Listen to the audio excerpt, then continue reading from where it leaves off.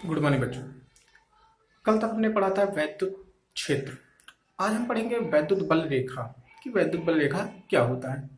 तो कल हम जब वैद्युत क्षेत्र पढ़ रहे थे तो हमने कहा था कोई भी आवेश के चारों ओर का वह क्षेत्र जिसमें रखे परीक्षण आवेश पर आकर्षण या प्रतिकर्षण बल का अनुभव होता है। यानी अगर ये कोई आवेश है प्लस क्यू और यहाँ पर कोई दूसरा परीक्षण आवेश प्लस में रखा जाए तो ये इसको प्रतिकर्षण बल का अनुभव करेगा, और अगर यहाँ पर माइनस क्यू रखा जाए तो ये आकर्षण बल का अनुभव करता है।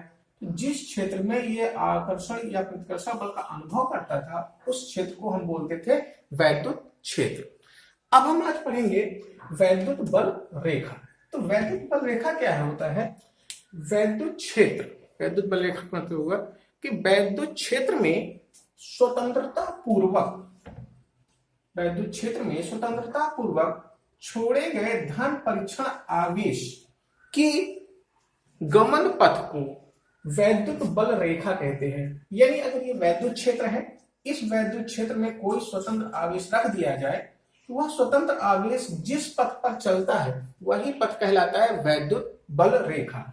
जैसे एग्जांपल यहाँ पर आप समझे, अगर ये धन आवेश है और इस धन आवेश के चारों यहां पर अगर हम कोई परीक्षण आवेश रख दें प्लस क्यू नॉट, तो जैसे हम ये परीक्षण आवेश रखेंगे तो ये भी प्लस इसको प्रतिकर्षित करेगा और ये परीक्षण आवेश इधर की ओर ऐसे गतिशील हो जाएगा, यानी इसका गमन पथ ये होगा। अगर इसी परीक्षण आवेश को यहां पर रख दिया जाए तो ये परीक्षण आवेश इधर की ओर गति करेगा। अगर इसी परीक्षण आवेश को यहां पर रखा जाए तो ये इधर की ओर ऐसे गति करेगा। यहां पर अगर रखा जाता है तो इधर की ओर गति, यानी ये जिस पथ पर गति करता है वही पथ हमारा कहलाता है वैद्युत बल रेखा।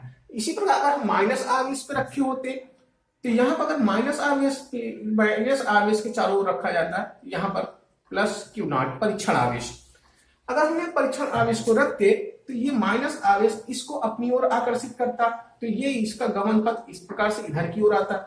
अगर यहाँ पर रखते तो ये इधर की ओर गति करता, तो यहाँ पर रखते तो इधर की ओर, यहाँ पर रखते तो इस तरफ, यहाँ पर यानी कह सकते हैं अगर हम प्लस आवेश पर रखते तो कुछ गमन पथ से चलने का पथ इधर की ओर बनता। माइनस आवेश पर रखेंगे इधर की ओर बनेगा, इधर की ओर, इधर एरो लगे हुए हैं इधर की ओर। तो ये जो इसका पथ है, ये जो हम रेखाएं खींच रहे हैं जो इसके पथ को प्रदर्शित कर रहा है, इसी रेखा को हम बोलते हैं वैद्युत बल रेखा। यानी इन्हीं रेखाओं को हम बोलते हैं वैद्युत बल रेखा। ठीक है, उसी प्रकार से अगर दो प्लस आवेश, एक प्लस आवेश और एक माइनस आवेश पास पास रखे होते और इसके पास में कोई परीक्षण आवेश को रखा जाता तो यहाँ पर अगर हम रखते तो ये प्लस आवेश ये माइनस आवेश, तो प्लस आवेश इस परीक्षण आवेश को प्रतिकर्षित करता और माइनस आवेश इस परीक्षण आवेश को अपनी ओर आकर्षित, तो इसका गमन पथ इधर की ओर होता। यहाँ पर रखते तो इसका गमन पथ इस तरफ से ऐसे हो बनता। लेकिन अगर दो प्लस या दो माइनस एक दूसरे के पास में रखकर और परीक्षण आवेश को रखा जाए, तो अगर दो प्लस आवेश एक दूसरे के समीप में हो और फिर उसके पास में कोई परीक्षण आवेश रखा जाए तो ये परीक्षण आवेश और यानी ये प्लस आवेश इस परीक्षण आवेश को इधर की ओर प्रतिकर्षित करेगा और ये भी इसको प्रतिकर्षित, तो ये इधर की ओर ऐसे गति करेगा। यहां पर रखते तो इधर की ओर गति करते, यानी कहने का अगर दो भी समान आवेश होंगे चाहे वो धन हो या ऋण हो तो उसका वैद्युत बल रेखा कुछ इस प्रकार से बनेगा। यानी कहने का अर्थ यह परीक्षण आवेश का गमन पथ इस प्रकार से बनेगा, तो यानी ये हमारी वैद्युत बल रेखाएं हो जाएगी।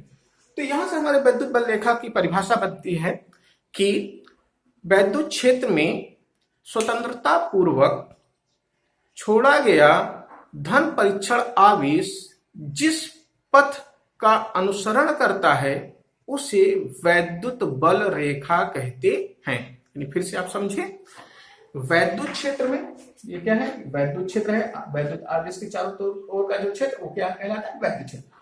तो वैद्युत क्षेत्र में रखा धन परीक्षण आवेश जिस पथ का या मार्ग का अनुसरण करता है उसे वैद्युत बल रेखा कहते हैं। ये फिगर हम बना लेंगे।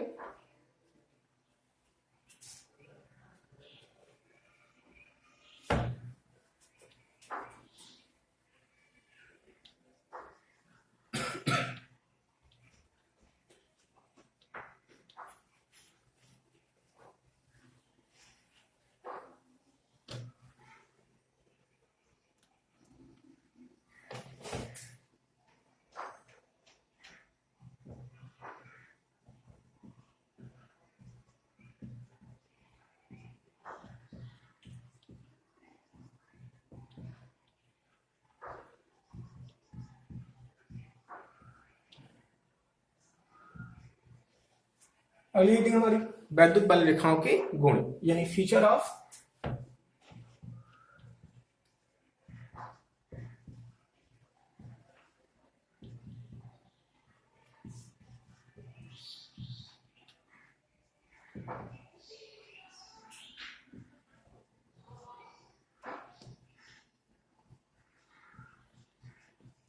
Feature of electric line of force यानी वैद्युत बल रेखाओं के गुण।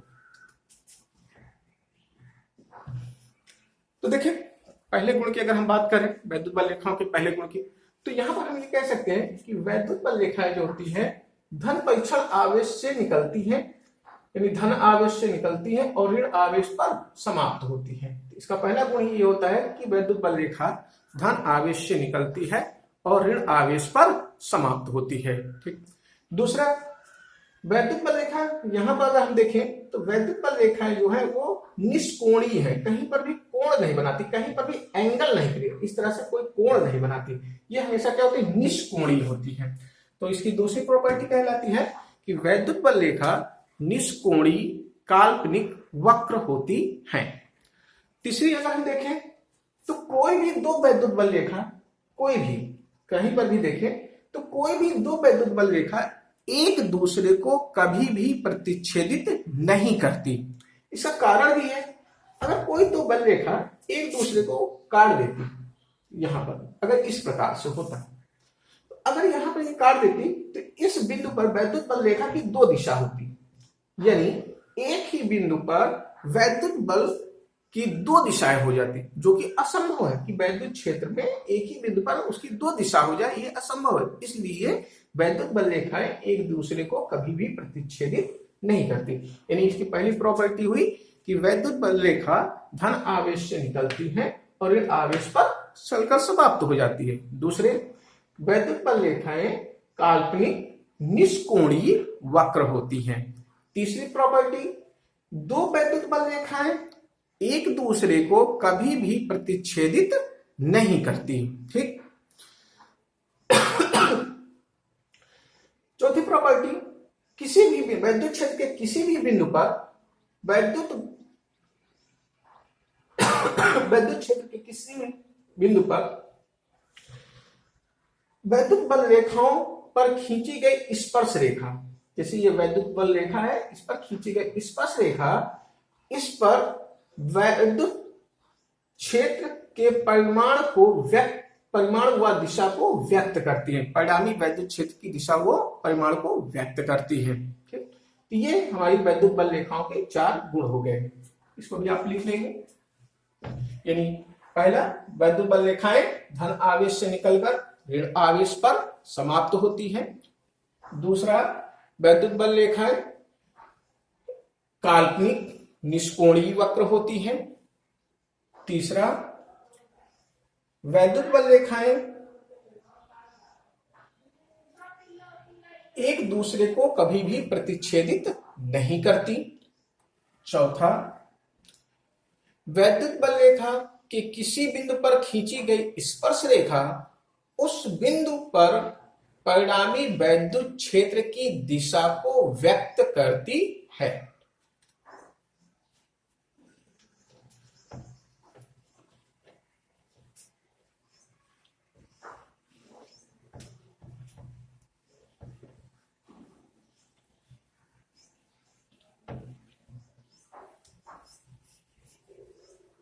अगली heading,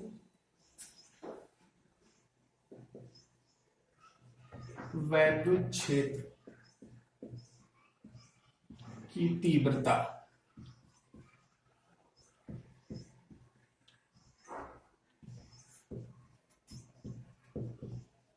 intensity of electric field. तो देखिए वैद्युत क्षेत्र की तीव्रता क्या होती है।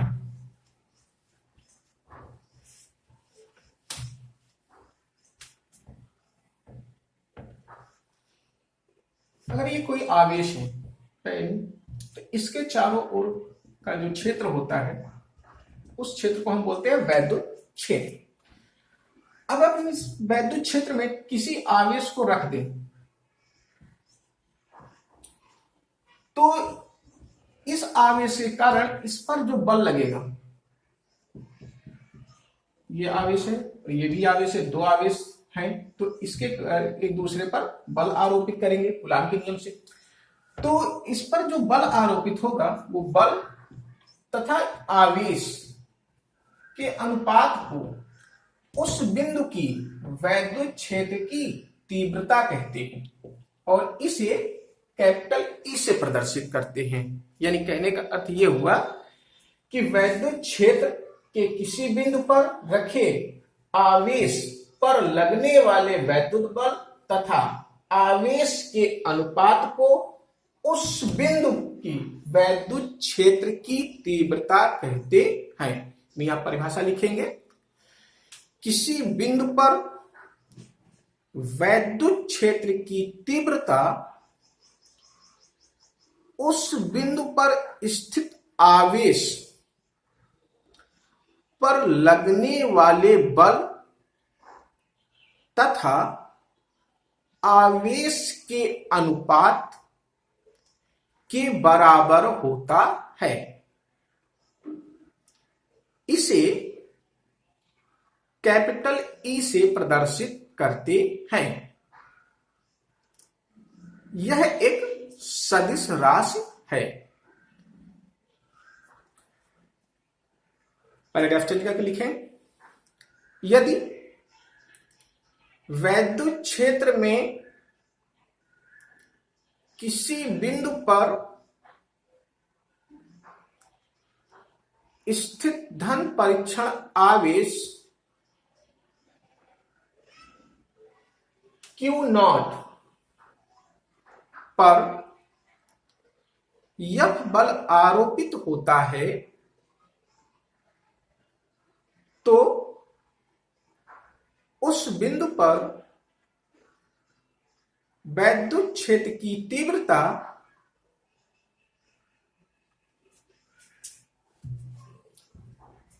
E बराबर F बाई Q0। यह सदिश राशि है, इस स्थितियों का वेक्टर लगा देंगे। यह हमारा फार्मूला हो गया।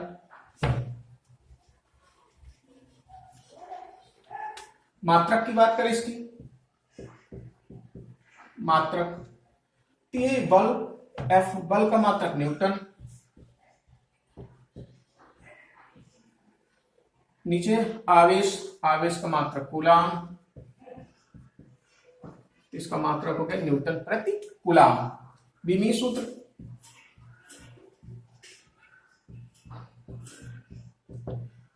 बल पहले है तो बल का बीमी सूत्र एम एल टी माइनस 2 बटे आवेश, आवेश का बीमी सूत्र ए टी,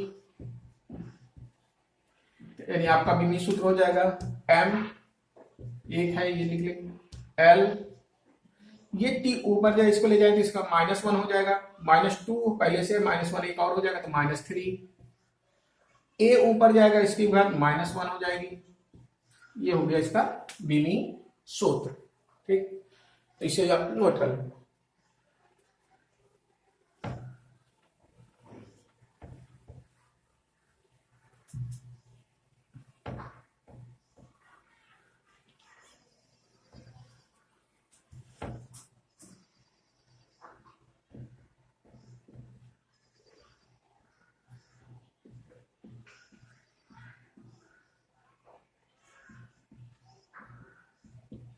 अगली हेडिंग, किसी बिंदु आवेश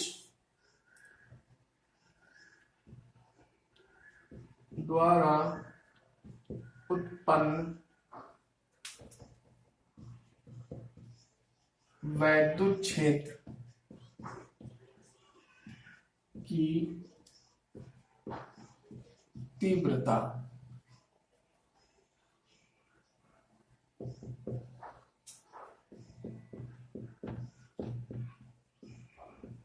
intensity of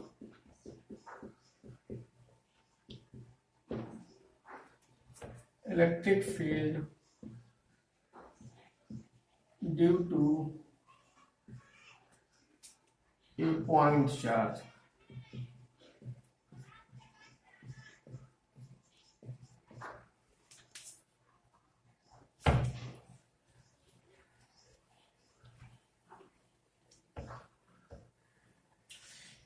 यानी किसी बिंदु आवेश के कारण, मान लो कोई एक बिंदु आवेश है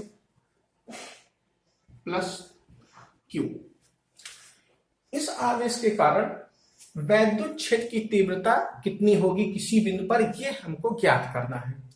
तो हम इसके लिए मान लेते हैं कि माना कोई बिंदु आवेश प्लस क्यू किसी बिंदु O पर स्थित है, कोई बिंदु है O जिस पर ये स्थित है। इस बिंदु O से r दूरी पर, स्मॉल r दूरी पर एक कोई बिंदु P है, इस बिंदु P पर हम वैद्युत क्षेत्र की तीव्रता की गणना करना चाहते हैं कि इस बिंदु पर वैद्युत क्षेत्र की तीव्रता कितनी होगी। यह बिंदु हमको मालूम है कि ये कोई बिंदु आवेश है, ये हमें पहले से दिया गया है, और इस बिंदु आवेश से स्मॉल r दूरी पर कोई बिंदु है जिस पर हमें वैद्युत क्षेत्र की तीव्रता की गणना करनी है। और ये बिंदु आवेश हम मान सकते हैं कि किसी भी माध्यम में है जिसका परावैद्युतांक k है। ठीक, तो इसके लिए हम सबसे पहले लिख लेंगे, माना कोई बिंदु आवेश प्लस क्यू किसी बिंदु O पर स्थित है, जिसके चारों ओर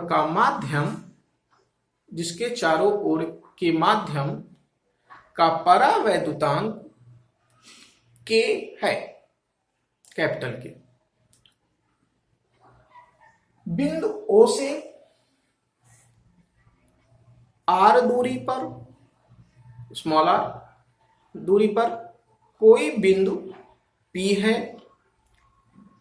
जिस पर वैद्युत क्षेत्र की तीव्रता की गणना करनी है। यहां तक हमने इसको मान लिया। पैराग्राफ चेंज करके लिखेंगे, यदि बिंदु P पर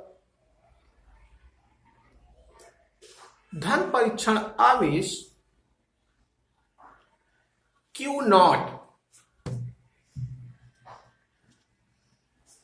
यहां पर बिंदु P पर धन परीक्षण आवेश Q0 उपस्थित हो तो उस पर लगने वाला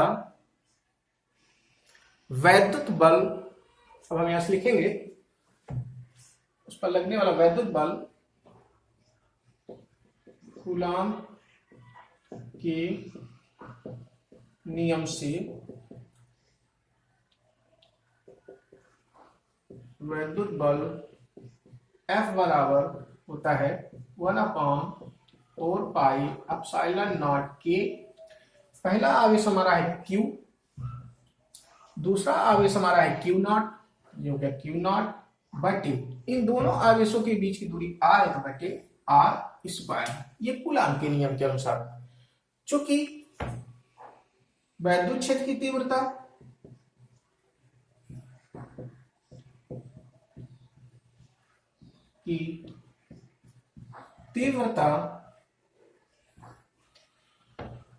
इक्वल टू, अभी हम लोगों ने पढ़ा, F बटे लगने वाला वैद्युत बल तथा परीक्षण आवेश का अनुपात Q0, वैद्युत क्षेत्र की तीव्रता F बटे Q0।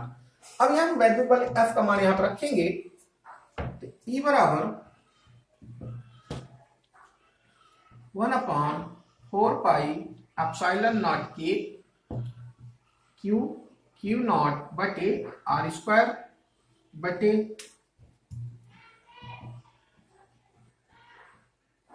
Q0, तो Q0 से Q0 cancel,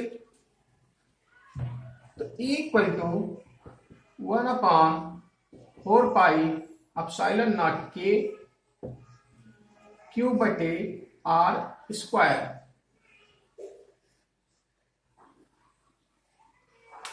Newton into upon newton प्रति कूलम। तो यहां तक ये हो गया वैद्युत क्षेत्र की तीव्रता, किसी एक बिंदु आवेश के कारण वैद्युत क्षेत्र की तीव्रता। इसके आगे न्यूमेरिकल यानी सवाल हम कल करेंगे अगले लेक्चर में।